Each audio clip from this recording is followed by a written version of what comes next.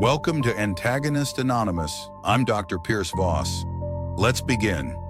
Tell me why you're here. Eric. Why I'm here, I was born in the fire, not in a palace, just pain and desire. They talk about a king, but I started alone, a child with a wound and no place to call home. Saw my father laid out on the floor. Truth hit different when it's soaked in war.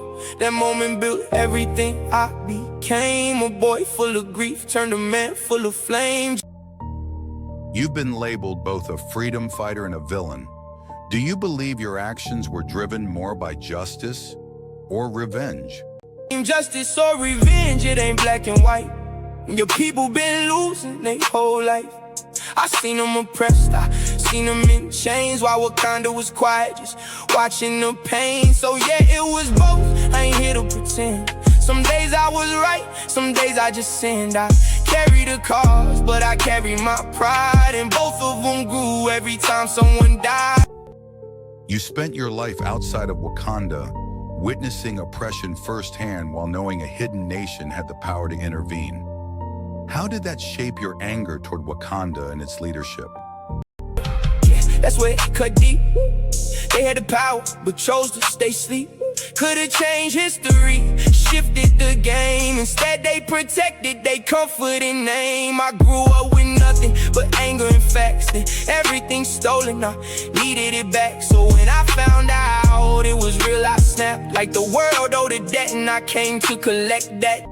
You challenged T'Challa not just physically, but ideologically. Was that fight about liberating oppressed people worldwide, or proving your own worth and identity? T'Challa, yeah, that was more than a fight. He had the crown, I had something to prove in my life. He stood for tradition, I stood for the change. But deep down inside, we was not that estranged. I wanted liberation, give power to us, but I needed that throne. I ain't trusting no one. If I didn't take it, it wouldn't be done. So I mixed my pain with the mission I spun. Every scar on my skin, I remember the names. Everybody I dropped just fed into the flame. You see destruction, I see a design. A man who was built from the cracks over time. And lastly, when you look back at everything, the lives taken, the plan you set in motion, do you feel justified, or do you recognize a cost you didn't fully consider? That part don't fade. All of them choices don't wash away. When they get quiet, they echo back. Every life I took, I carry that. I thought I was saving, I thought I was right. But power and anger don't give you sight. You start with a vision, it twisting your hands, turn you to something you didn't plan. Still, I won't say I regret it all, 'cause nobody else answered the call. But I see it clearer than ever before, that pain don't heal when you start a war.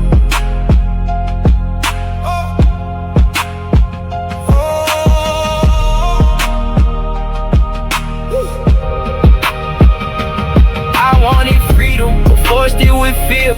Wanted justice, but lost it in here. Now I understand what I couldn't then. You can't free the world if you chain within. What you've expressed, Eric, is the collision between a justified cause and unhealed pain. Your anger came from real suffering, and your awareness of injustice was valid. But your methods mirrored the very systems you opposed, replacing one form of control with another. In the end, your story reflects what happens when conviction moves forward without healing. Purpose becomes distorted, and the fight for freedom turns into a cycle of domination. I'm Dr. Voss, and that's my final thought.